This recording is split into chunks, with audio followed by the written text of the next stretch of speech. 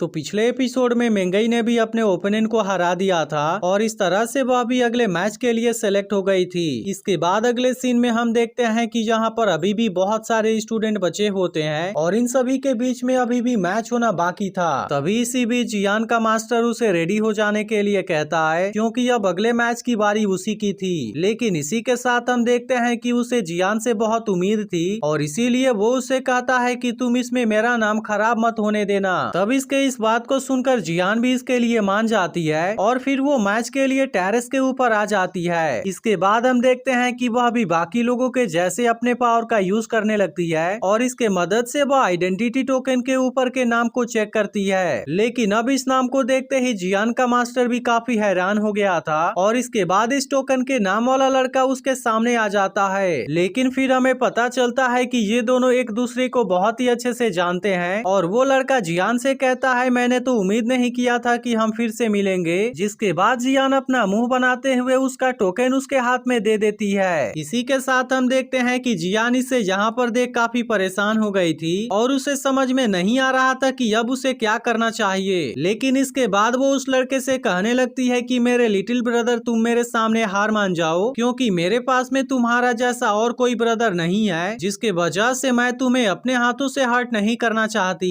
लेकिन अब जियान के ऐसे बातों को सुनकर सभी लोग काफी परेशान हो गए थे और इसके अलावा अब जियान के मास्टर को उसके बारे में भी चिंता होने लगी थी। इसीलिए वो उससे कहते हैं कि तुम अपने ब्रदर का सामना नहीं कर पाओगी और इसीलिए मैं चाहता हूँ कि तुम तुरंत वहाँ से नीचे चले आओ। लेकिन जियान इस बात को सुनकर काफी उदास हो जाती है, क्योंकि वो इसके सामने अपनी हार नहीं मानना चाहती थी। लेकिन अब इसके इस बात को सुनकर उसका मास्टर उसके ऊपर काफी गुस्सा हो गया था और फिर वो उसे समझाने लगता है कि यह 9 डिवीजन ग्रैंड कंपटीशन है, जिसके वजह से इसमें तुम्हारे जान के जाने का भी खतरा है। इसके अलावा तुम्हें यह भी नहीं भूलना चाहिए कि यहाँ पर टैनी और मेंगई के पहले से ही बहुत सारे दुश्मन हैं और यही वजह है कि मैं तुम्हें किसी भी खतरे में नहीं देखना चाहता। इसलिए तुम मेरी बात मानकर तुरंत वहाँ से नीचे चली जाओ। वहीं दूसरी तरफ हम देखते हैं कि जियान इन सभी बातों से काफी उदास हो गई थी, लेकिन इसके बाद वो केवल इसी तरीके से यहाँ से नीचे नहीं जाना चाहती और इसके बाद वो अपने सामने वाले लड़के से पूछती है कि तुम मेरी बात का पूरी ईमानदारी के साथ में जवाब देना। और फिर वो उस लड़के से पूछती है कि तुम्हें अपने ऊपर कितना यकीन है कि तुम टॉप 8 में जा पाओगे। अब इसके इस बात को सुनकर वह लड़का भी सोच में पड़ गया था और इसके बाद वो सभी को देखने के बाद कहता है कि मुझे लगता है कि मेरे पास में केवल 10% का चांस है। अब इस बात को सुनकर जियान को इसके लिए छोटा सा चांस मिल गया था और इसके बाद वो उसे डराते हुए कहती है कि तुम अब तुरंत यहाँ से नीचे चले जाओ, क्योंकि तुम्हें भी पता है कि यह कंपटीशन कितना ज्यादा खतरनाक है और इसीलिए मैं इसमें तुम्हें कुछ भी होते हुए नहीं देखना चाहती, क्योंकि तुम्हें भी पता है कि मैं तुम्हारे बारे में कितनी ज्यादा केयर करती हूँ और इसीलिए मैं इसमें तुम्हें कोई भी रिस्क लेते हुए नहीं देखना चाहती। जिसके बाद वो उस लड़के को धक्का देकर यहाँ से नीचे भी गिरा देती है। अब इस बात के वजह से सभी लोग काफी हैरान हो गए थे, लेकिन जियान के इस हरकत के वजह से उसका मास्टर उसके ऊपर काफी गुस्सा होने लगा था और इसके बाद वो जियान से कहने लगता है कि तुम मेरी बात क्यों नहीं मानना चाहती। तब इस पर जियान उससे कहती है कि आपने भी इसके बारे में अच्छे से सुना, क्योंकि मेरे लिटिल ब्रदर के पास में कॉन्फिडेंस की कमी है, जिसके वजह से मुझे नहीं लगता कि वह टॉप 8 में जा पाएगा। इसीलिए वो अपने मास्टर से इसके बारे में मान जाने के लिए कहती है, क्योंकि वो इसके लिए एक बार ट्राई करके देखना चाहती थी। लेकिन अब इसके इस बात को सुनकर जियान का मास्टर और भी ज्यादा गुस्सा हो गया था और फिर वो उससे कहता है कि अगर उसके पास में कॉन्फिडेंस नहीं है तो क्या इसका मतलब है कि तुम्हारे पास में कॉन्फिडेंस है। लेकिन अभी भी हम देखते हैं कि जियान वहां से नीचे नहीं आना चाहती थी और इसके बाद वो अपने मास्टर से कहती है कि अगर मैं टॉप 8 में नहीं जा पाई तो फिर इस बात के लिए मैं खुद को सबके सामने काट दूंगी। अब इसके इस बात को सुनकर उसके साथ वाले बाकी लड़के भी उसे समझाने की कोशिश करने लगे थे, लेकिन अब जियान के इन सभी बातों के वजह से उसका मास्टर भी काफी परेशान हो गया था और फिर वो उसे कहता है कि मेरे प्यार दुलार ने तुम्हें इतना ज्यादा बिगाड़ दिया है। इसलिए आखिरकार अब वह भी जियान की बात मानने के लिए रेडी हो गया था और इसके बाद वो जियान को इसके लिए परमिशन दे देता है। तब इसके इस बात को सुनकर जियान इसके लिए थैंक यू कहती है और इसी के साथ वो उससे कहती है कि आप इसके बारे में चिंता मत कीजिए, क्योंकि मैं इसमें कभी भी आपका नाम खराब नहीं होने दूंगी। अब इतनी बात कहने के बाद वो अपनी सिस्टर मेंगई के पास में आ गई थी, जहाँ पर दोनों एक दूसरे से मिलकर काफी खुश होते हैं। अब इसी तरह से अगला मैच भी और 2 स्टूडेंट स्टूडेंट के बीच में होने लगा था, जिसे देखते ही अब सभी लोग इसके बारे में ही बात करने लगे थे और फिर कहने लगते हैं क्या सेक्रेड सोल डिवीजन का ली सीजन इतना ज्यादा पावरफुल है कि वो ब्रदर लू को इतने ज्यादा देर तक होल्ड कर सकता है। वहीं दूसरी तरफ हम देखते हैं कि ली सीजन और ब्रदर लू के बीच में बहुत ही शानदार फाइट चल रही थी, लेकिन लू अब ली सीजन के ऊपर काफी ज्यादा गुस्सा हो गया था और फिर वो उससे कहता है कि तुमने यह करने पर मुझे मजबूर कर दिया। और अब इतनी बात कहने के बाद वो अपने किसी बहुत ही पावरफुल तलवार को बाहर निकाल लेता है। अब इसे देखते ही ली सीजन को अपने बारे में काफी चिंता होने लगी थी, जबकि बाकी लोग भी इसे देख पूरी तरह से हैरान हो गए थे।